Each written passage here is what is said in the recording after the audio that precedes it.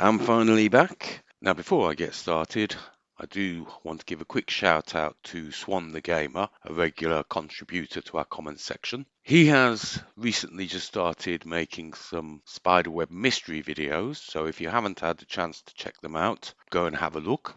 I do especially like this video, which I thought was very thought-provoking. So if you've got a bit of time and you want some more RDR2 content, go and give him a check. Now, before I get started on the content here, I do need to give a slight warning. This video is highly speculative, so if you want definitive facts, maybe click away, because what I'm going to get into is just speculation. You have been warned. Now, some of you may have guessed from the thumbnail and the title that the curse I'm referring to is the curse of Valentine. And I can already hear some people going to type in the comments, well, that's cut content. But is it?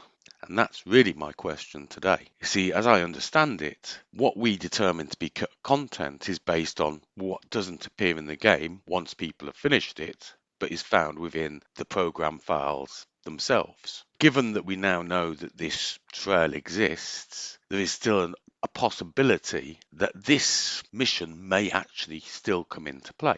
And I've got a couple of reasons for thinking that may be the case. Now, if anyone knows if Rockstar has actually confirmed that this is content, please let me know in the comments, but from what I can tell, Rockstar have made no such announcement. So why do I think that this may still come into play? Well, one of the primary reasons is there's just so much content that's just in the game. It seems like everything is there that's needed for the quest, so why would they cut it? And equally, if they did cut it, why is it still in the game? Now, I know with things like the princess that certain assets are left in the game, but in this situation, it's just so much. For instance, we've got audio files for conversations from the sheriff of Valentine, the barman of the saloon, the guy at the grocery store, the butcher, as well as a number of stranger NPCs. Furthermore, we've got a conversation in chapter 2 between Mary Beth and Karen, which talks about the curse. It would have been relatively easy to remove the lines from the game so that it didn't advertise this quest, but they didn't. We also have a number of assets that have been found in the game file. For instance, the Strange Man has highlighted these two game assets, stating that they were 2 of 3 items that could be found submerged. Now, I can already hear people running to the comments and say, Ducker, there's an item missing here, so clearly it's cut content. Possibly. Or alternatively, the third item is already in the game under a different name. Now, what could that be? Well, I suggest it may well be the stone hatchet. Now, a lot of you are already saying, but we already have the stone hatchet. Only if you've played Red Dead Online. I haven't played Red Dead Online, and I don't have the stone hatchet, so maybe this was a way to introduce the stone hatchet to non-online players once they completed the game. So effectively your perk for playing online is to be able to play the stone hatchet through the story missions, whereas those who didn't would have to wait till the epilogue. Given the nature of the other 2 items, it would fit the pattern. They have also found in the game files a picture that's illustrating the massacre, which during some dialogue is referred to as an ancient picture, which I think is a slight error, because if the massacre was done by the settlers, then it wouldn't have been in ancient times, but in probably the Age of Enlightenment. But that's a gripe. Now, it appears from what people have learned from the code, that this picture was to be split into 4 parts that you'd have to find and put together. And according to a YouTuber called Alchemahol, who sadly hasn't posted for 4 years, he found the spawn details in a file and used it to recreate the scenario. Now, once he did, he discovered that the map spawns with it partially submerged, so half of it's above the ground line and half is below. And that could be an indication that this was put in early in development and that the map has changed, so that when it was first put in, it would have been on top. But as things changed, the elevation of the ground increased and it became partially submerged, which would be an indication that this is content. Yet the fact that we have coordinates for where they're going to spawn is an indication to me that this was pretty complete. We all know that Rockstar is aware that gamers will go into the files to try and discover the secrets. So they could easily have some mathematical equation to change the coordinates from what they were originally in the game file to somewhere else. And that is equally true for a lot of things. For instance, some people said that in my last video there was no textures in the game files that could be found. Okay, but have you heard of layering? Because you could just use two different textures, place them on top of each other in a certain way, maybe reverse one of them, and create the texture that way. That's an old trick going back before the time of computers. So given that Rockstar knows that people are going to go into the game files to find the answers, it's not unsurprising that they may have created contingencies to stop people actually finding out where things are by that method. This YouTuber also highlights some different submerged artifacts. For instance, here we have a peace pipe, and here we have, I'm not sure what, but the description calls it a fan. I guess we'll have to go with that. So that's two further artifacts that are different to the one that the strange man noted. So now we've got 4 instead of 3. And it's not just the artifacts. There's also animations for finding these items in the game. Though interestingly, the animations seem to be primarily for John, not for Arthur. So again, it's pointing towards the fact that this would have occurred after we got to the epilogue. However, there is a slight discrepancy.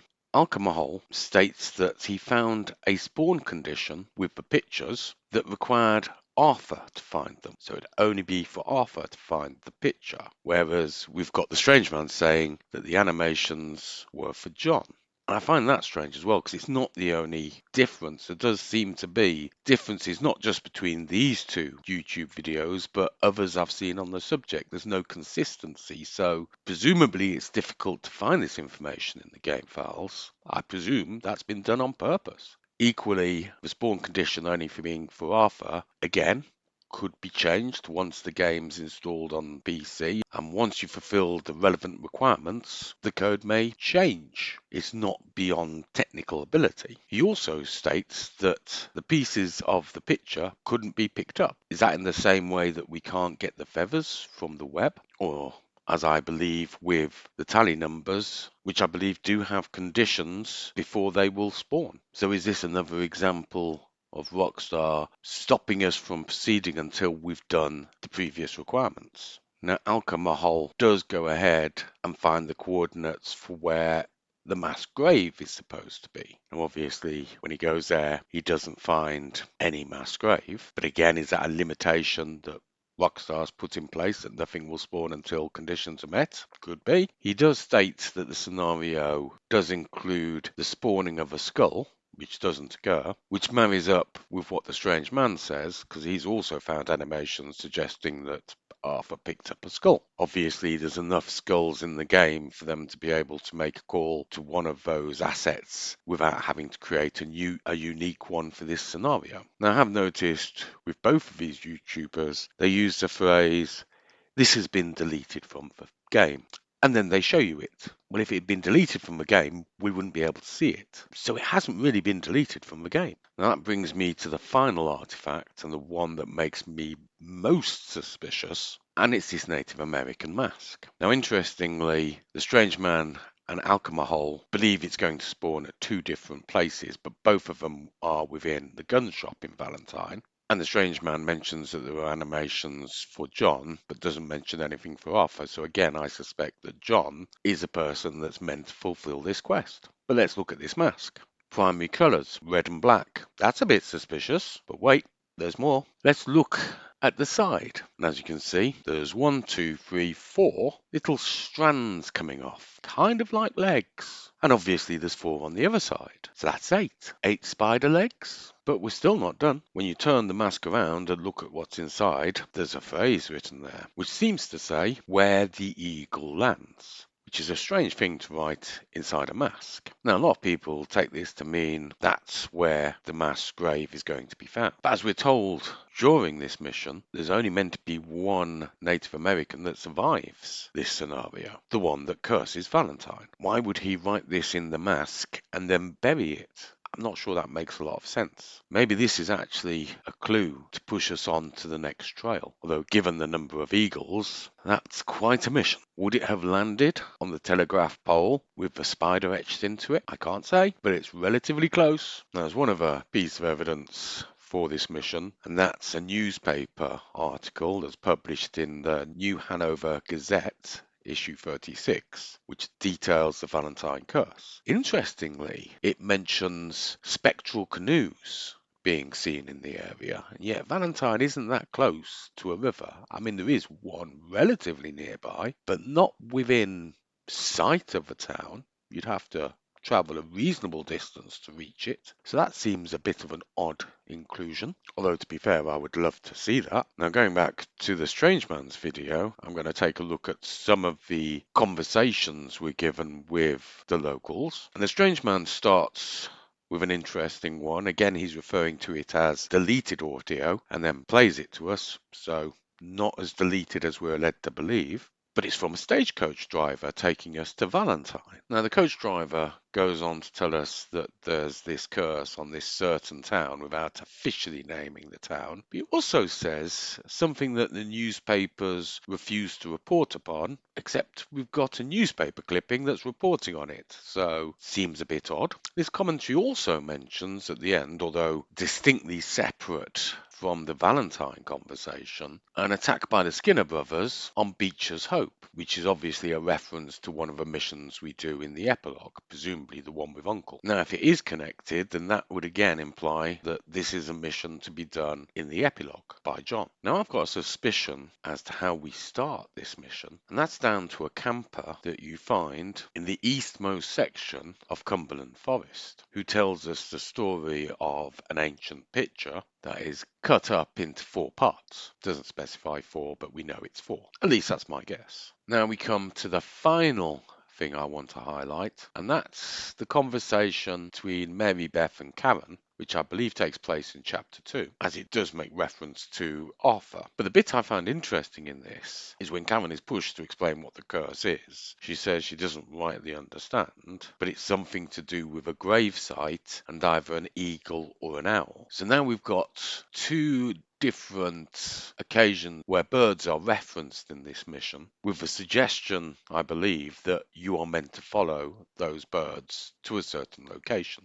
I think I know the site that's being referred to here, and presumably that would lead us to the mass grave site. And from what I understand, there is an eagle that lands right by the stable, which is where the site is meant to be. It's meant to be just west of the stables. Obviously, if this is the case, then where eagle lands just tells us where the grave site is. So maybe that doesn't push us any forward on the trail. It's hard to say exactly what the answer is going to be in this situation. Hopefully we'll get a chance to find out. The question is, did Rockstar actually abandon this? There's so much there, it's kind of weird to think that they would. Equally, the Strange Man tells us that the stagecoach driver's dialogue was removed from the game. If that's the case, why didn't they remove all the other dialogue? Surely it would be just as simple. I mean, removing the conversation between Karen and Mary Beth wouldn't drastically alter anything that would affect the game. The same's true of the camper out in Cumberland Forest. Equally, they could have